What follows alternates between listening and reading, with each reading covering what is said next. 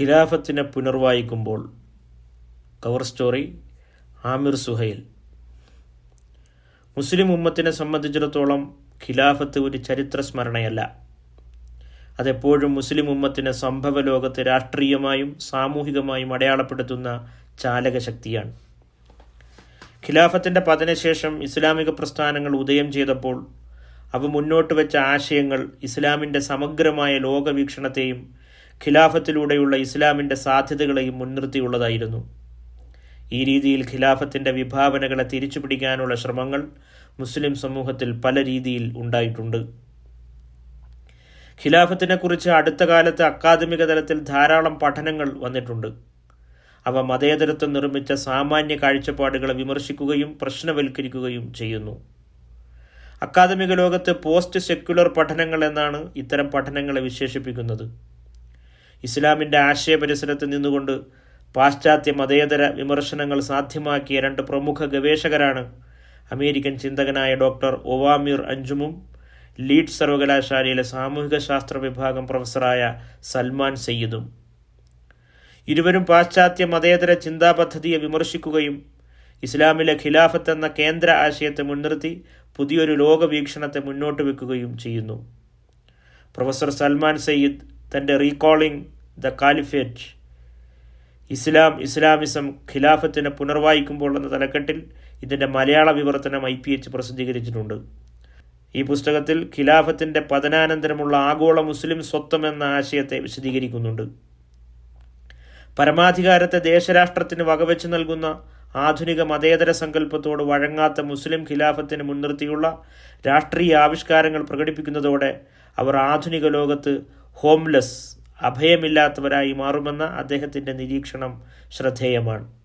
കാരണം മുസ്ലിമിനെ സംബന്ധിച്ചിടത്തോളം രാഷ്ട്രീയം ഉൾപ്പെടെയുള്ള അവൻ്റെ ജീവിതത്തിലെ സകല വ്യവഹാരങ്ങളും പരമാധികാരിയായ അള്ളാഹുവിനെ മുൻനിർത്തിയുള്ളതാണ്. ഇവിടെ ഖിലാഫത്തിനെ മുൻനിർത്തിയുള്ള മുസ്ലിം ആലോചനകൾ മതേതര സങ്കല്പത്തെ മുൻനിർത്തിയുള്ള ആധുനിക ലോകക്രമത്തിൽ മുസ്ലിമിനെ അപരനും പുറന്തള്ളപ്പെടേണ്ട വിഷയിയും ആക്കുന്നു. ആഗോള മുസ്ലിം സമൂഹത്തിൻ്റെ രാഷ്ട്രീയ സാമൂഹിക കർത്തൃത്വത്തെ നിർണ്ണയിക്കുന്ന ഒരാശയമായി രൂപകമായാണ് ഖിലാഫത്തിനെ സയ്യിദ് അവതരിപ്പിക്കുന്നത്. പടിഞ്ഞാറിൻ്റെ രാഷ്ട്രീയവും വൈജ്ഞാനികവുമായ അധികാരം സ്ഥാപിക്കുകയും ഇസ്ലാമിക സമൂഹത്തിൻ്റെ പൊതു ഇടം ഇല്ലാതാക്കുകയും ചെയ്ത മതേതരത്വം, ജനാധിപത്യം, ലിബറലിസം തുടങ്ങിയ മുഴുവൻ ആധുനിക ആശയങ്ങളെയും പ്രശ്നവൽക്കരിക്കുകയും അതിലെ ആന്തരിക വൈരുദ്ധ്യങ്ങളെ തുറന്നു കാണിച്ച് സംഭവലോകത്ത് ഇസ്ലാമിൻ്റെ ആഗോള കർത്തൃത്വം സ്ഥാപിക്കുകയുമാണ് അദ്ദേഹം തൻ്റെ കൃതിയിലൂടെ.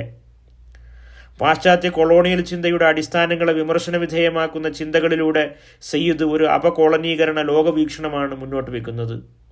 ഈ അടിസ്ഥാനത്തിൽ നിന്നുകൊണ്ട് ഖിലാഫത്തിനെക്കുറിച്ചുള്ള തൻ്റെ ചർച്ചകൾ ഒരു അപകോളനീകരണ അഥവാ കോളനിവൽകൃത ലോകബോധത്തിൻ്റെ അപ്രമാദിത്വത്തെ ഇല്ലാതാക്കുന്ന പ്രക്രിയ, ഈ പ്രക്രിയയായി അദ്ദേഹം കണക്കാക്കുന്നു. ഖിലാഫത്ത് ആഗോള മുസ്ലിം കർത്തൃത്വത്തെ പ്രതിനിധാനം ചെയ്യുന്ന ഒരു രാഷ്ട്രീയ ക്രമമായി നിർവചിക്കാൻ കഴിയണമെന്നാണ് അദ്ദേഹം അഭിപ്രായപ്പെടുന്നത്. ഖിലാഫത്തിനെ മുൻനിർത്തി ലോകത്ത് ഇസ്ലാമിൻ്റെ രാഷ്ട്രീയ സാന്നിധ്യത്തെ അടയാളപ്പെടുത്താനും യൂറോ കേന്ദ്രീകൃത ലോകത്തിന് ബദലായി അതിനെ അവതരിപ്പിക്കാനും സാധിക്കണം. ഖിലാഫത്ത് കേവലം അധികാര രൂപമല്ല, മറിച്ചൊരു സംസ്കാരത്തിൻ്റെ നിർമ്മാണവും സ്വന്തം ചരിത്രത്തെ തന്നെ രചിക്കാനുള്ള മുസ്ലിം ഉമ്മത്തിൻ്റെ ശേഷിയുമാണ് അതിലൂടെ പ്രതിഫലിക്കേണ്ടത്. ഖിലാഫത്തിൻ്റെ പതനത്തോടെ പൂർത്തിയായ പാശ്ചാത്യ സെക്യുലർ മാതൃകയിലുള്ള ആധുനിക ലോക സാഹചര്യത്തിൽ മുസ്ലിങ്ങൾ ഒരു സമൂഹമെന്ന നിലയിൽ അഭിമുഖീകരിച്ചു കൊണ്ടിരിക്കുന്ന വെല്ലുവിളി രാഷ്ട്രീയമാണെന്ന തിരിച്ചറിവാണ് ഖിലാഫത്തിനെ ഓർമ്മിക്കുക എന്നതിൻ്റെ ഉദ്ദേശമായി സയ്യിദ് വിശദീകരിക്കുന്നത്. അതുകൊണ്ട് തന്നെ ഈ വെല്ലുവിളിയെ മറികടക്കാൻ ഇസ്ലാമിക അധ്യാപനങ്ങളെ മുൻനിർത്തിയുള്ള പദ്ധതിയിലൂടെ മാത്രമേ സാധിക്കൂ. അതിനായി ഖിലാഫത്തിനെ സമകാലികതയിലേക്ക് ചേർത്ത് വയ്ക്കാൻ സാധിക്കണം. നബി സല്ലല്ലാഹു അലൈഹി വസല്ലമയുടെ കാലം മുതൽ ഇസ്ലാമിക സമൂഹത്തിൽ നിലനിന്നിരുന്ന രാഷ്ട്രീയ പദ്ധതിയായിരുന്നു ഖിലാഫത്ത്. അത് ഇസ്ലാമിൻ്റെ രാഷ്ട്രീയ പദ്ധതിയുടെ ആവിഷ്കാരമാണ്. ആ നിലയ്ക്ക് സമകാലിക മുസ്ലിം രാഷ്ട്രീയ ആവിഷ്കാരങ്ങളിലും ഖിലാഫത്തിനെ മുൻനിർത്തിയുള്ള ആലോചനകൾ അനിവാര്യമാണെന്നാണ് സൽമാൻ സയ്യിദിൻ്റെ വാക്കുകളിൽ നിന്ന് മനസ്സിലാക്കാൻ കഴിയുക. ഇസ്ലാമികമായ ഉന്നതാധികാര സംവിധാനത്തെക്കുറിച്ച് അദ്ദേഹം ആലോചിക്കുന്നുണ്ട്. എന്നാൽ അത്തരം ഒരു ഇടം സാധ്യമാക്കാൻ കഴിയാത്തത് ഖിലാഫത്തിൻ്റെ അസാന്നിധ്യമാണെന്നും അതിന് മുൻനിർത്തിയുള്ള ആവിഷ്കാരങ്ങൾ മുസ്ലിം പക്ഷത്തു നിന്നുണ്ടാകുന്നില്ലെന്നും അദ്ദേഹം പറയുന്നു. മുസ്ലിം രാഷ്ട്രങ്ങളുടെ രാഷ്ട്രീയമായ ദുർബലതയും തീർച്ചയുമാണ് അതിന് വെല്ലുവിളിയാവുന്നത്. ഇസ്ലാമികമായ ഉന്നതാധികാര സങ്കല്പത്തെ ചോദ്യം ചെയ്യുന്നത് മുസ്ലിം രാഷ്ട്രീയ ആവിഷ്കാരങ്ങളിൽ കണ്ടുവരുന്ന കോളനിവൽകൃത രാഷ്ട്രസങ്കല്പ രീതിയാണെന്നും അദ്ദേഹം സമർത്ഥിക്കുന്നു. ഇത്തരം കൊളോണിയൽ രാഷ്ട്രസങ്കല്പം മുസ്ലിം ഭൂമികയിൽ നിലനിൽക്കുവോളം ഖിലാഫത്തിനു വേണ്ടിയുള്ള അന്വേഷണങ്ങൾ എവിടെയും എത്താതെ അവശേഷിക്കും. ഇസ്ലാമിസ്റ്റുകൾക്ക് രാഷ്ട്രീയ അധികാരം ലഭിച്ചാലും രാഷ്ട്രഘടനയിൽ ആ സങ്കല്പം ആഴത്തിൽ വേരൂന്നിയതിനാൽ നയങ്ങൾ സ്വതന്ത്രമായി നടപ്പാക്കാൻ അവർക്ക് വലിയ തടസ്സങ്ങൾ നേരിടേണ്ടി വരും.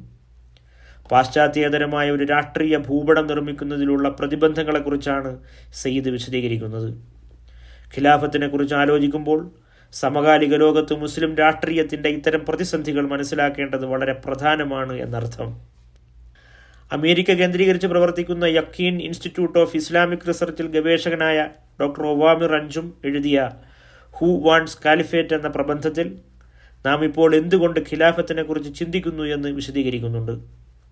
മുസ്ലിം ചരിത്രത്തിലെ ഖിലാഫത്ത്, ഖിലാഫത്തിൻ്റെ സിദ്ധാന്തം, ഖിലാഫത്തിൻ്റെ പതനം എന്നിവയെല്ലാം വിശദമായി പ്രബന്ധത്തിൽ ചർച്ച ചെയ്യുന്നു.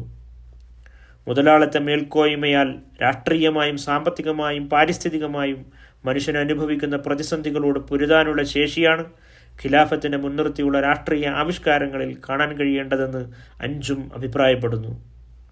ദേശരാഷ്ട്രത്താൽ മുസ്ലിങ്ങൾ അനുഭവിക്കുന്ന വിവേചനങ്ങളെ മറികടക്കാൻ കഴിയുന്ന രാഷ്ട്രീയമായ ശേഷിയാണ് ഖിലാഫത്തിനെക്കുറിച്ച് ആലോചനകളിൽ സമകാലിക ലോകത്തെ മുസ്ലിം സമൂഹം ആർജിച്ചെടുക്കേണ്ടത്. മുസ്ലിങ്ങളെ ഇരകളായും ഒപ്പം ഭീകരതയുടെ വക്താക്കളായും ചിത്രീകരിക്കുന്ന കാലത്ത് അതിനെ പ്രതിരോധിക്കാനും അത്തരം വാർപ്പു മാതൃകകളെ ഇല്ലാതാക്കാനുമുള്ള പ്രത്യയശാസ്ത്ര പിൻബലം ഖിലാഫത്തിനെ മുൻനിർത്തിയുള്ള ആവിഷ്കാരങ്ങളിൽ സുപ്രധാനമാണ്. ചരിത്രത്തിലുടനീളം അനീതി ഇല്ലായ്മ ചെയ്യാനും സുസ്ഥിരതയും സമാധാനവും സാക്ഷാത്കരിക്കാനും ഖിലാഫത്തിലൂടെ ഇസ്ലാമിക ലോകത്തിന് സാധിച്ചിട്ടുണ്ട്. അതുകൊണ്ട് തന്നെ ഖിലാഫത്തിനെ മുൻനിർത്തി സംഭവ ലോകത്തെ അനീതികളോട് പൊരുതാനും വിവേചന ഭീകരതയെ വിമർശന വിധേയമാക്കാനും ഇതുവഴി മുസ്ലിം ഉമ്മത്തിന് സാധിക്കണം. ഖിലാഫത്ത് മുസ്ലിം സമൂഹത്തിൻ്റെ രാഷ്ട്രീയ ഐക്യത്തെ കുറിക്കുന്നതാണെന്നും അത് പുനരുദ്ധരിക്കൽ ഉമ്മത്തിൻ്റെ ബാധ്യതയാണെന്നും അഞ്ചും വിശദീകരിക്കുന്നു. ഖിലാഫത്തിലൂടെ ചരിത്രത്തിലുടനീളം മുസ്ലിങ്ങൾ രാഷ്ട്രീയ വിഭാവനയിൽ ഏകോപിതരായിട്ടുണ്ട് എന്നും അദ്ദേഹം സ്ഥാപിക്കുന്നു. ഖലീഫമാർ ചിലർ നീതിമാന്മാരായിരുന്നില്ല എന്നത് ഖിലാഫത്തിനെ അപ്പാടെ തള്ളിക്കളയാൻ ന്യായമാവുന്നില്ല.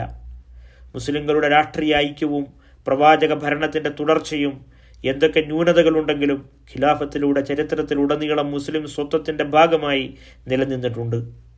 സമകാലിക ലോകത്ത് ഇസ്ലാമിൻ്റെ കർത്തൃത്വ രൂപവൽക്കരണം സാധ്യമാക്കുന്നതിന് ഇസ്ലാമിക വ്യാവഹാരിക പാരമ്പര്യത്തിൽ നിന്ന് കണ്ടെടുക്കാൻ കഴിയുന്ന ഒരു സുപ്രധാന ആശയമായി ഖിലാഫത്തിനെ മനസ്സിലാക്കണം.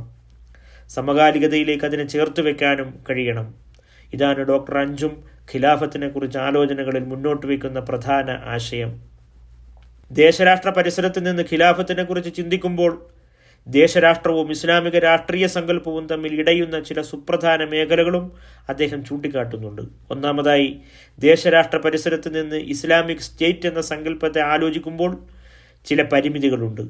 ആധുനിക സ്റ്റേറ്റ് സംവിധാനത്തിൽ മതാഭിപ്രായങ്ങളും സ്ഥാപനങ്ങളും സ്റ്റേറ്റിനാൽ നിയന്ത്രിക്കപ്പെടുകയാണ് ചെയ്യുക. മറിച്ചൊരു സാധ്യത നിലനിൽക്കുകയില്ല.